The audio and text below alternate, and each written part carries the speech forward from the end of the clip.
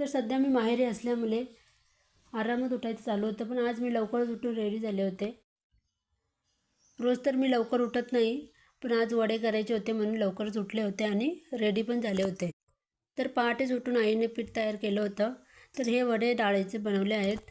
आम्हाला असेच आवडतात ना. आता ही व्हिडिओ तुम्ही बघताना ती चक्क मुलाने शूट केली आहे. तुम्हाला तर माहिती आहे माझा मुलगा किती मोठा आहे. त्याचं वय फक्त 2.5 वर्षाचं आहे आणि तो इतकी छान व्हिडिओ बनवेल असं वाटलं पण नव्हतं, पण त्याने अगदी बरोबर व्हिडिओ बनवले आहे.